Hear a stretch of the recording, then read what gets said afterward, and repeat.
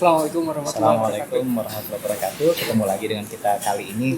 Sudah lama Ri, kita sebulan ya Ria nggak ketemu ya Ria. Iya, hampir sebulan aja bang. Iya. Dari mana aja Ri? Kesibukan satu sama lain. Dari mana aja? Bukan Ari sih yang harus nanya kayak gitu bang Arif. Dari mana aja bang Arif?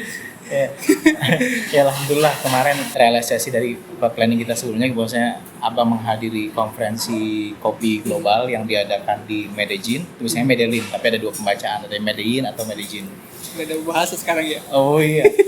Nyampe sana malah bingung nggak bisa ngomong bahasa Inggris karena rata-rata orang bahasa Spanyol. Spanyol ya. Jadi menghadiri ke Medellin selama sebenarnya 5 hari, tapi tripnya semua 15 hari karena transit dari Buraida ke Paris ke Maroko dulu. Ke Maroko dulu. Iya. Mesir, Maroko, Panama ke Paris, Panama ke Medellin. Tapi di sana berapa hari sih bang? Di sananya sih di Medellin cuma 4 tambah 2, 4 tambah 3, sorry. 4 tambah 2. Tambah 3 cuma 7 hari. Ya maksudnya acaranya di manage sama mereka ya? 4 hari di manage di farm, terus kemudian 3 hari di Medellin kota. Medellin kotanya untuk forum global. Jadi kita ketemu dengan semua farmers dari South America commonly, terus kemudian kita juga ketemu dengan beberapa roaster dari seluruh dunia. Dan itu super wah, kita ketemu dengan orang-orang roaster ternama dari US, dari beberapa. Nggak mau sebut nama pokoknya. Iya. Selain dari itu juga Bang Arif kan lihat proses secara langsung ya kalau di farmernya ya. Jadi selama ini tahu teori, tapi nggak lihat, maksudnya cuma lihat secara video. Nah ini secara langsung kita megang, terus kemudian nyobain 7 jenis macam kopi. Jadi satu farm itu ada 200 hektar punya Zakatin Coffee Farm, dan itu di jaraknya di Concordia dari Medellin itu sekitar 2 jam. Nah di situ mereka punya red bourbon, pink bourbon, terus kemudian ada geisha, terus kemudian ada Wolfbush, ada Sudan Rumi, terus kemudian ada apa lagi? Ada Katura, ada Katuai juga, terus kemudian ada Katimor juga. Dan itu luas banget. Yang eksotiknya mereka cuma punya 20 hektar, terus tapi 200 hektar itu yang Colombia secara umum aja pas kita cupping tuh enak banget. Apalagi yang eksotiknya. Yang eksotiknya yang di fermentation. Jadi yang dulu cuma tahu namanya honey process, ya yellow, red sama black, sekarang lebih memahami lebih dalam. Secara detail lah ya. Tapi bang kebanyakan di sana proses apa sih bang? Yang Ari lihat itu full wash natural kayak gitu. Betul. Jadi rata-rata kalau di Indonesia kan Ethiopia lah secara umum mereka lebih banyak natural ya. Iya. Karena memang umul gahwa atau ibu daripada kopi ya di sana. Tapi kalau misalkan ke Kolombia karena sisa dari kolonialisme sama kayak di Indonesia, dan kolonialismenya dipegang oleh Spanish. Jadi kebanyakan lidah mereka ingin yang sesuatu yang fermentation. Jadi kebanyakan banyak yang nyari rasa-rasa tuh lebih ke makanya mereka bilang itu exotic coffee gitu. Jadi padahal sama. Tipenya sama, cuman lebih ke prosesnya berbeda. Jadi menjadikan kopi Kolombia super wah rasanya dibandingkan kopi-kopi yang ada sekarang di pasaran. Jadi ya, aku mau bilang semua kopi Kolombia itu enak. Bahkan yang natural yang biasa itu enak. Apalagi yang di ferment. Super enak. Beberapa proses itu ya. Iya, cuman ya ada beberapa roaster yang dari teman-teman dari ada yang dari Australia yang it's too fancy for us, like kita mau yang rasa yang biasa yang aja gitu. Yang real, rasa real daripada kopi. Nggak perlu fermentation dan segala macam. Cuman ya ini yang di Kolombia, dan kita sekarang di Kolombia jadi harus nyobain semua. Jadi ngeliat prosesing, ngebuka satu-satu, terus kemudian juga semua lah, Masya Allah. Kalau misalkan berbicara processing itu berarti dari petani dong bang, dari farmer. Nah kalau misalkan untuk kesejahteraannya mereka kayak gimana sih bang? Super sejahtera. Kalau comparisonnya kayak misalkan di Lampung kan banyak kopi Robusta ya. Mereka jadi lokal di sana dan menjadi orang Lampung, dan terjadi shifting antar generasi lama ke generasi baru. Jadi banyak yang dulunya petani kemudian menghilangkan pertanian, agrikulturnya berkurang. Tapi kalau di sana enggak. Mereka disejahterakan di satu komplek, misalkan satu kota kecil namanya Concordia. Itu semuanya rata-rata petani dan hidup mereka tuh enak. Karena mungkin di sana kopi udah menjadi livelihood ya, sumber pencaharian gitu. Sumber pencaharian, cuman gitu. Ya masih dikuasain oleh kekeluargaan. Jadi misalkan nih keluarga ini punya ini, keluarga ini punya ini. Jadi beberapa tempat seperti Las kebetulan abang kalau pengen banget abang ke Las Francia Immaculada, pengen banget sana, cuman ya karena dapatnya di Zakatin di Concordia, udah alhamdulillah, dan Zakatin paling enak. Oh jadi mereka yang nentuin tuh. Mereka nentuin dari konferensi itu sendiri, mereka nentuin posisi kita di mana. Dan Zakatin kebetulan lebih enak view-nya untuk dapat sebuah, artinya untuk perjalanan kopi yang nggak hanya rasa di eksotiknya tapi juga di pemandangannya. Cek di Instagram. Di Emang bedanya apa sih bang antara Zakatin sama yang Slow gitu? Zakatin kan nama keluarga, dan dia di Concordia ke arah sini. Kalau kali ke bawah, Immaculada ke atas. Jadi beberapa tempat yang pegunungan tinggi itu masing-masing punya penguasa, landlordnya lah istilahnya, yang daripada farmer itu sendiri. Nah, Marga ini gitu. Bukan marga, keluarga kecil. Jadi keluarga. Keluarga Oke. kecil. Dan Iya. keluarga. Terus kenapa abang pengen ke sana bang? Maksudnya ke Jadi mereka yang manage, kita tinggal di hotel, terus kemudian makan kita juga mereka nanggung segala selama di host hotel ya, Iya. hotel. Terus kemudian sampai ke barbecue terakhir sebelum kita perpisahan. Jadi benar-benar memorable journey lah. Dan kita di sana ya seperti abang kan nggak bisa ngomong Spanyol, jadi sama yang lain dibantu lah diterjemahkan. Oh mungkin itu salah satu alasan Bang Arif selain ngikutin acara itu kayak jalan-jalan kemana-mana itu tuh. Itu lebih kayak ke Itu sebelum jadi ini sebelum ke farm, abang juga jalan-jalan juga ke kota-kota lain yang kita dipinggirkan dulu. Nah jadi pas setelah di farm kita balik ke kota lagi. Oke. Orang pada nggak bisa jalan-jalan karena kita terikat dengan forum, tapi abang udah sebelumnya udah jalan-jalan, udah nguasain Medellin tuh, udah dijalanin minimal sehari 7 kilo jalan kaki minimal sampai 14 kilo. Karena Kalau nggak gitu ya. kalau nggak, Maksudnya kesempatan kapan lagi gitu. udaranya enak, terus kemudian juga buat olahraga enak, dan kebetulan ATM nggak bisa ditarik. Bukan hanya ATM kita yang dari Saudi, tapi semua ATM di seluruh dunia. Jadi teman-teman yang Australia juga nggak bisa narik ATM karena udah diwanti-wanti sebelum berangkat, hubungin bank, minta di open di negara Kolombia. Oh yang account-nya Bang Abang. Oh, Jadi pas di sana nggak bisa. beli air pun ribet ya, karena kartu banyak yang nggak accepted di sana. Jadi kalau mau beli air ke McD, ke Starbucks. Atau nggak ke persen. Persen Arabica Itu di mana sih? di Maroko. Oh di Longsor. Ya pokoknya ke McD atau enggak ke Starbucks ya, daerah Laurel sini, daerah kawasan Kemangnya Jakarta, Kemangnya Medellin. Jadi villa-villa tua itu jadi restoran. Jadi Medellin tuh ada kawasan villa-villa tua yang semuanya di satu kawasan itu dijadiin restoran. Jadi kayak daerah Kemang, bener-bener Kemang. Cakep. Kayak daerah Dipusatkan di Kemang. situ mungkin ya. Jadi kayak restoran-restoran yang bintang 5 gitu misalnya, yang ya kayak Michelin dan segala daerah sana semua. Tapi yang satu hal yang perlu diketahui di sana, Kolombia penghasil kopi yang eksotik, yang enak, tapi nggak semua kopi di sana itu dijual di sana. Jadi kita cuma dapat kayak Pergamino, Velvet, itu yang ngerasain di specialty coffee gitu. Jadi kemana kopinya? Oke, jadi mereka lebih kayak produser gitu ya. Produser, Maksudnya terus si kopinya Ekspor. diekspor keluar ekspor semua. kayak Indonesia juga mungkin. Indonesia secara umum, tapi kita masih banyak kopi-kopi yang masih dijual di lokal. Coffee shop di mana-mana, di sana nggak ada. Jadi setelah jam 7 malam semua toko tutup, night club sisanya. Oke. Jadi Iya. dunia malam semuanya, dan itu rata-rata Dunia malamnya ngapain minum kopi? Enggak. Ya, dunia Kopi malam. fermentasi kan, agak beda gitu rasanya. Ya, Terus gimana sih Bang di forum itu apa aja yang dibahas? di forum yang Ari lihat dari video-video Abang kan cuma jalan-jalan aja kemana-mana tuh. ada juga forumnya kali. Iya sih, Iya, cuma forumnya kan nggak jelas apa yang dijelaskan di dalamnya. Iya, kalau di forumnya kita ketemu dengan produser, dan itu ada 4.000 produser di seluruh Kolombia. Terus Iya. kemudian juga kita bertemu dengan roster-roster. Semuanya 4.000 orang ya, 4.000 peserta. Terus kemudian yang hadir di forumnya itu kebanyakan dari Mau 4.000 Yes. itu termasuk si petaninya. iya, Oke. produser itu petani. Iya, iya. Nah, jadi yang jadi pembicaranya dari Nestle, yang pokoknya orang-orang yang wah, yang dulunya kenal di LinkedIn, di sana ketemu secara langsung, jadi masih bisa berinteraksi lah ya. Artinya senang kalau udah ngomong bahasa Inggris, karena di sana nggak bisa bahasa Inggris sama sekali nggak kepake. Iya. Tapi pakai Spanish di sana. Spanish. Latte. Jadi jadi ya terus kemudian kebetulan abang tuh nggak tahu kebetulan pakai batik ya, jadi kayaknya jadi sesuatu yang unik buat mereka gitu. Jadi semua mata tuh memandang ke situ. Iya sih. Parah Juga banget lihat itu ya. Masya Allah, keren sih itu. Parah. Pakai jeans kan, pakai batik, terus di sini VIP udah lewat itu. VIP.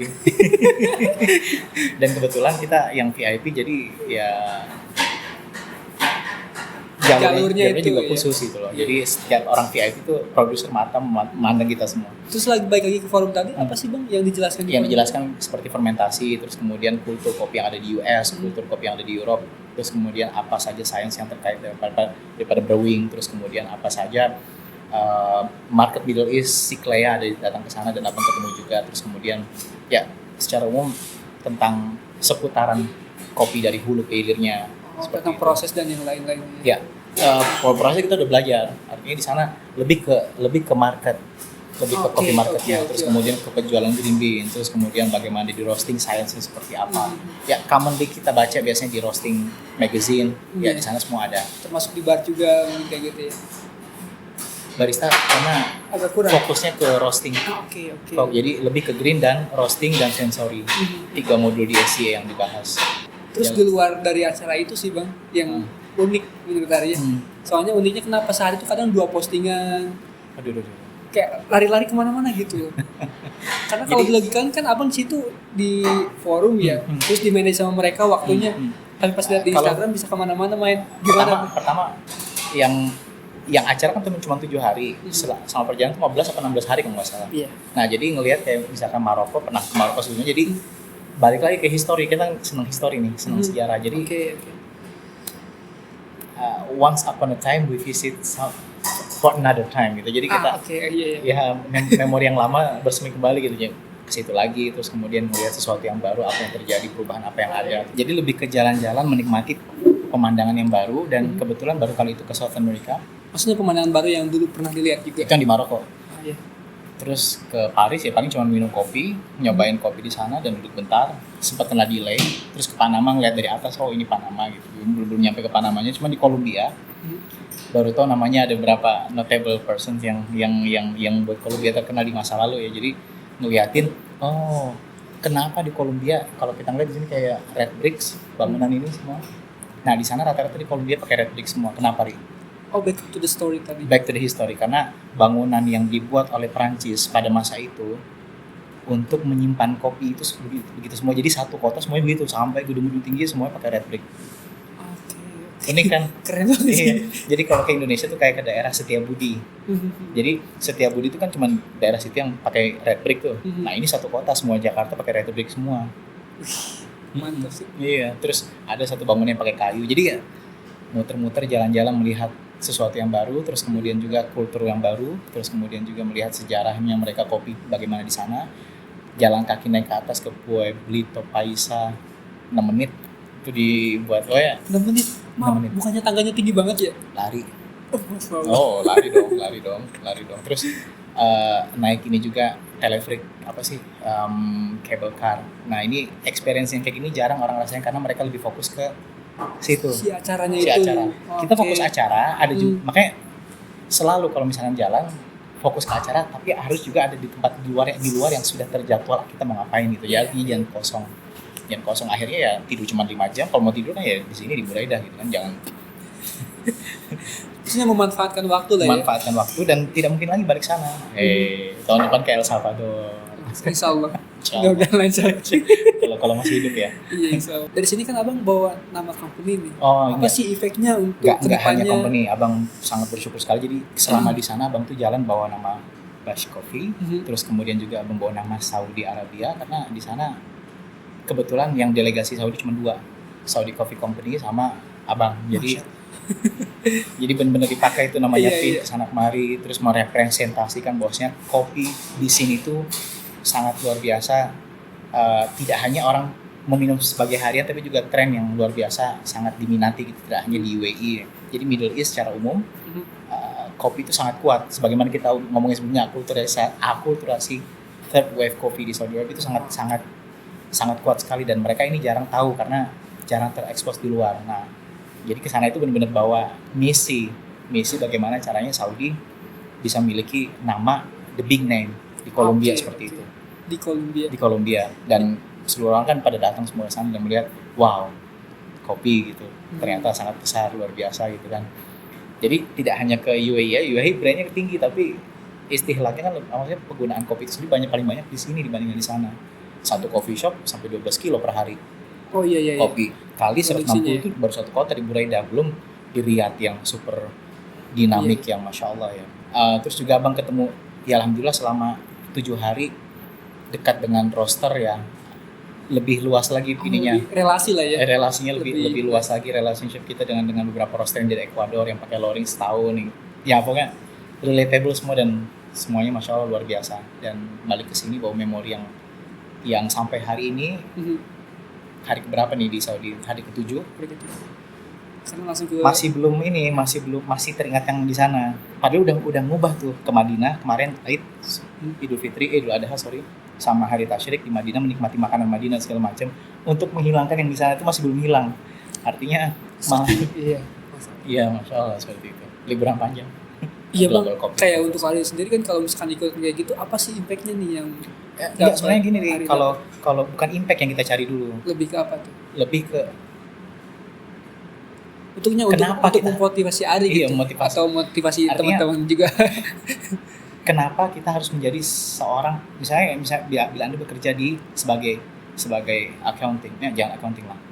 Oke, langsung aja kopi barista lah ya, atau coffee professional. Oke. Nah, Anda tidak perlu Anda self branding, tapi ketika orang mengenal Anda dengan budaya workaholic Anda, dengan pengetahuan Anda di kopi luar biasa, terus kemudian Anda juga memberikan impact ke orang-orang di sekitar, itu baru orang kecil, nanti belum yang keluar. Makanya yang video-video kita sebelumnya, kalau bisa kuatkan di riset yang artinya kadang gimana ya, orang mandang abang dengan riset yang abang buat gitu. Jadi wow gitu kan, ini siapa sih gitu. Jadi padahal biasa aja, kita nggak ada manusia sama makan pasta kan, bukan nasi pasta.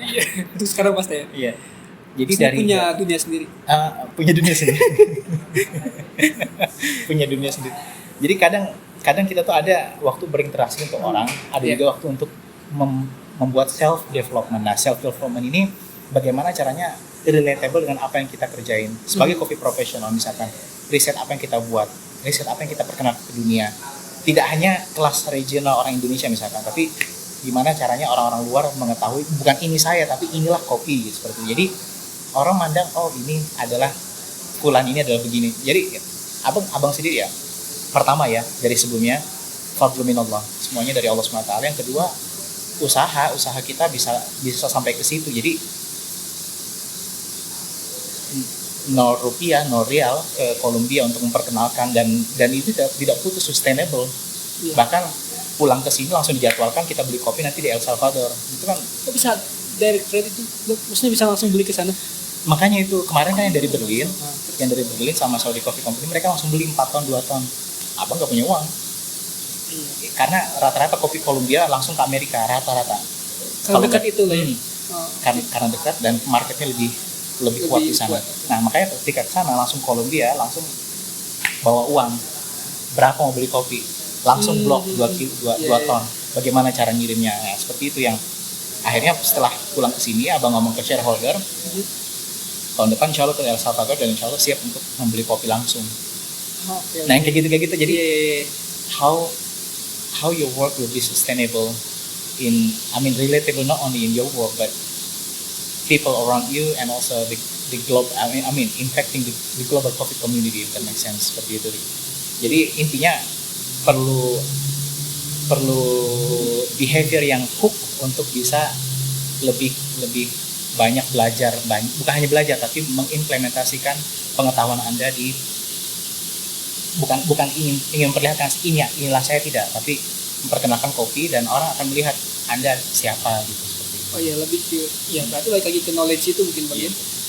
Kayak lebih dimaksimalkan. Kalau misalkan lihat backgroundnya Bang Arif, maaf, yang dari nol di kopi kan, tapi pas ketika terjun di kopi gimana caranya supaya memaksimalkan itu di kopi. Yang paling penting ketika ketemu di sana beberapa roaster itu tidak hanya mereka pemain kopi saja. Abang kaget ketika ketemu lawyer. Dan dia aktif di law year sebagai lawyer. Dan aktif juga di kopi. Jadi ada juga yang bagian finance. Finance ada 3 orang. Finance umum lah, secara umum mereka, bahkan yang di Dubai pun orang sebelumnya adalah finance engineering. Ini lawyer. Jadi ketika kita punya conversations yang di luar daripada kopi, tapi kita berkumpul di World Coffee Event seperti itu.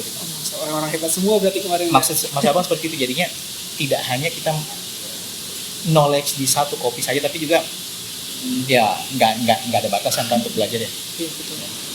Ya contoh kecilnya Bang Arif aja nih. Contoh sini Ari belajar juga ya. Enggak sih, kayak misalkan maaf dari nol di kopi terus ke Dubai tahu kopi, memaksimalkan sampai ya bukannya pertangga dia udah langsung terbang aja ke atas gitu. Terbang terus loncat dari pesawat Iya ya. masalah. SCA gimana? SCA makan Ri, gimana Ri? Mungkin segitu pembahasan Iya, hari ini. Ketemu lagi di video selanjutnya. Wassalamualaikum warahmatullahi wabarakatuh.